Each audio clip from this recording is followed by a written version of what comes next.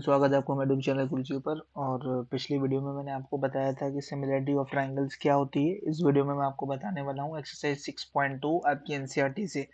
इसमें हम ये डिस्कस करेंगे कि थेल्स थ्योरम का एप्लीकेशन। मैंने आपको बताया था थेल्स थ्योरम क्या होता है, उसके बारे में ये एक्सरसाइज टोटली बेस्ड है। तो जो एक्सरसाइज 6.2 का पहला क्वेश्चन है स्टूडेंट्स, इसके लिए आपको एनसीईआरटी अपनी रेफर करना पड़ेगी। मैं क्वेश्चन नहीं शो कर रहा हूँ। इसमें आपको दे रखा है फिगर बना देते हैं हम यहाँ पर। ये आपको फिगर प्रोवाइडेड है स्टूडेंट्स क्वेश्चन में। फिगर जो हमको दे रखी है वो दे रखी है ABC फिगर प्रोवाइडेड है, और इसमें एक लाइन हमने बनाई है जो ट्रायंगल के थर्ड साइड के पैरेलल दे रखी है। यहाँ पर स्टूडेंट्स जो हमको पॉइंट डी दे रखा है, ये पॉइंट हमको ई दे रखा है, और ये जो लेंथ दे रखी है यहाँ पर ये 1.5 सेंटीमीटर के बराबर है, और ये लाइन जो दे रखी है वो 1 सेंटीमीटर की इक्वल है। ये हमको 3 सेंटीमीटर दे रखी है स्टूडेंट्स। अब हमें यहाँ निकालना क्या है, पहला जो क्वेश्चन कह रहा है उसमें हमसे ये पूछा है कि EC की लेंथ क्या होगी। तो मैंने आपको बताया था कि जब ट्राइंगल, अच्छा ये भी हमें प्रोवाइडेड है कि ये जो लाइन ED है वो साइड BC के पैरेलल है। तो जब ट्राइंगल में थर्ड साइड के पैरेलल कोई साइड बनाई जाती है तो वो दूसरी साइड्स को जो करस्पॉन्डिंग रेशियो होती है वो इक्वल होती है, ठीक है। तो यानी कि यहाँ पर क्या आ जाएगा, AD अपॉन DB की जो वैल्यू होगी स्टूडेंट्स वो इक्वल आ जाएगी AE अपॉन EC के। अब AD की वैल्यू स्टूडेंट्स यहाँ पर हमको कितनी दे रखी है, ये 1.5 है। AD के प्लेस पर हम रख देंगे 1.5 और DB की प्लेस पर हम रख देंगे 3, और ये स्टूडेंट्स इसके इक्वल आ जाएगा AE अपॉन EC। AE की वैल्यू यहाँ पर हमें 1 दे रखी है, EC की वैल्यू है अननोन। तो स्टूडेंट्स यहाँ पर EC को इधर शिफ्ट कर दीजिए, तो EC इक्वल टू आ जाएगा 1 इंटू 3, और 1.5 कहाँ चला जाएगा डिवाइड में, पॉइंट रिमूव होकर ऊपर 0 आ गया, 15 1 जा 15 2 30। तो EC की जो वैल्यू निकल कर आई वो आ गई 2 सेंटीमीटर। क्लियर है बात। तो यानी कि ये जो हमारा अननोन पार्ट था वो 2 सेंटीमीटर के इक्वल आ जाएगा। सेकंड क्वेश्चन जो स्टूडेंट दे रखा है उसमें भी आपको थेल्स थ्योरम ही अप्लाई करना है, उसकी मदद से AD निकालनी है हमें, वो भी निकल जाएगी। क्लियर है बात। तो वो मैं शो नहीं कर रहा हूँ, बिल्कुल इसी जैसा है, वो आप इजीली कर सकते हो। अब स्टूडेंट्स देखिए, नेक्स्ट क्वेश्चन जो है वो थोड़ा सा लॉन्ग है स्टूडेंट्स, तो वो मैं आपको शो करता हूँ कि स्टूडेंट क्वेश्चन क्या कह रहा है, फिर हम इसके सॉल्यूशन के बारे में बात करेंगे। अब स्टूडेंट्स दूसरे क्वेश्चन में हमें ये प्रोवाइडेड है कि देखिए क्या दे रखा है, E and F are points on the sides PQ and PR respectively of a triangle PQR, ठीक है। तो सबसे पहले एक ट्राइंगल बना लेता हूँ मैं आपको। ट्राइंगल जो है वो हमें दे रखा है PQR, ठीक है स्टूडेंट्स। तो यहाँ पर हम एक ट्राइंगल बना लेते हैं, ये ट्राइंगल है हमारे पास PQR, और इसमें ये दे रखा है कि EF जो साइड है वो QR की क्या दे रखी है, पैरेलल दे रखी है। अब ये पॉइंट हम ले लेते हैं E, और ये पॉइंट हम ले लेते हैं F, ठीक है। अब स्टूडेंट्स यहाँ पर हमें PE की जो वैल्यू दे रखी है वो दे रखी है 3.9 सेंटीमीटर। EQ की जो वैल्यू है वो दे रखी है 3 सेंटीमीटर, और PF की वैल्यू कितनी है, 3.6 है, और FR की जो वैल्यू दे रखी है वो 2.4 दे रखी है। अब स्टूडेंट्स यहाँ पर देखिए EF और QR को पैरेलल होने के लिए क्या क्राइटेरिया फॉलो करना पड़ेगा, इनको थेल्स थ्योरम को फॉलो करना पड़ेगा, यानी कि जो करस्पॉन्डिंग पार्ट्स हैं उनकी रेशियो इक्वल होना चाहिए, यानी कि PE अपॉन EQ जो है उसकी रेशियो किसकी इक्वल होना चाहिए, PF अपॉन FR की इक्वल आनी चाहिए।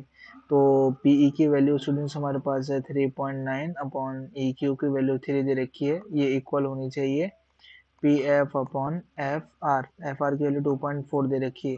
तो पॉइंट रिमूव करेंगे यहाँ स्टूडेंट 0 लग जाएगा, 3 1 3 3 3 9 3 10 30।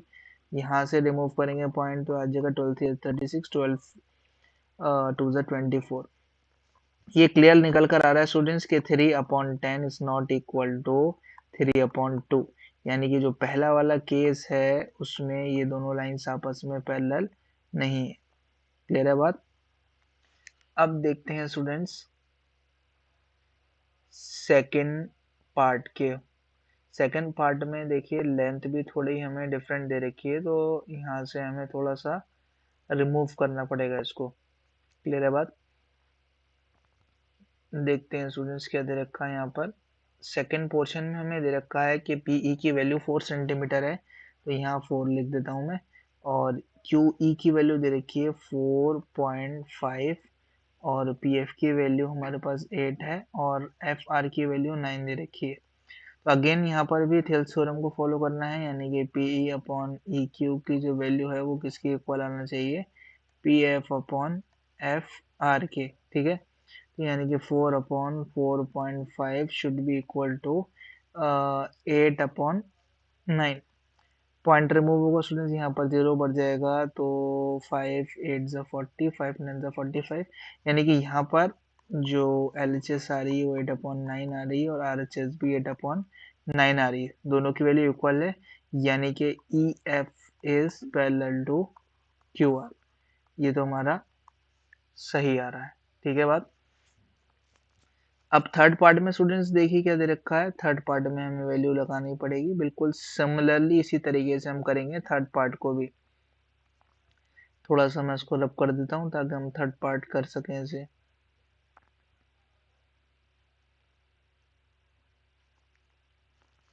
थर्ड पार्ट में स्टूडेंट्स देखिए पी क्यू की वैल्यू दे रखी है हमें। पी क्यू की वैल्यू है 1.28, पी आर की वैल्यू है पूरी पूरी 2.56, यानी कि ये पूरी लाइन और ये पूरी लाइन दे रखी है। और पीई की वैल्यू है 0.18 और पीएफ की वैल्यू है 0.36। तो स्टूडेंट्स मैंने आपको ये भी बताया था कि अगर हम छोटा पोर्शन लेंगे, यानी कि पीई अपॉन पी क्यू, ये भी थेल्स थ्योरम को फॉलो करता है और यहाँ पर P F upon P R की इक्वल आना चाहिए। ठीक है बात। तो पीई की वैल्यू कितनी आ रही है स्टूडेंट्स हमारे पास, पीई की वैल्यू आ रही है 0.18 अपॉन पी क्यू की वैल्यू है 1.28, ये इक्वल आना चाहिए पी एफ की वैल्यू आ रही है 0.36 upon F are, sorry P R, इसकी वैल्यू लगाएंगे तो पी आर की वैल्यू आ रही है 2.56। पॉइंट से पॉइंट स्टूडेंट्स रिमूव हो जाएगा, यहाँ पर पॉइंट से पॉइंट रिमूव हो जाएगा, कैंसिल करनी पड़ेगी थोड़ी। 2 5 10, सॉरी 2 5 10, क्योंकि हमने यहाँ पर सीधा सीधा ये तो 2 6 12 भी हो रहा है, ये हो जाएगा स्टूडेंट्स 2 6 12, 2 4 8, 2 9 18।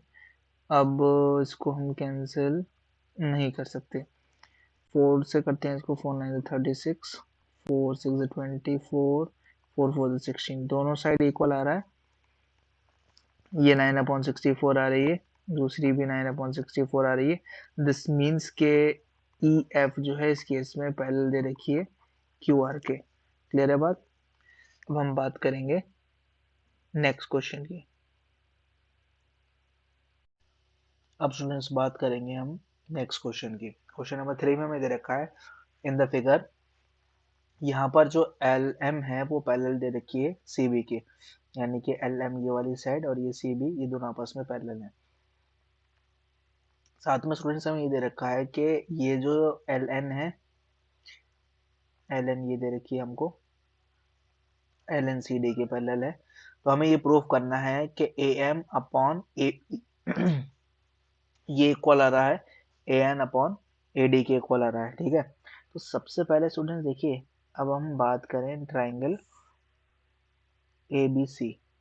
ठीक है, ए बी सी जो ट्राइंगल है उसमें एल एम पैरेलल दे रखी है सी बी के। तो जब एल एम सी बी के पैरेलल दे रखी है तो बाय बी पी टी हम क्या लिख सकते हैं, A M upon A B, मैंने बताया था पूरी पूरी साइड में ले लेते हैं हम दूसरे वाली, और ये इक्वल हो जाएगा ए एल अपॉन ए सी के। क्लियर है बात। इसको मान लेते हैं हम इक्वेशन नंबर 1।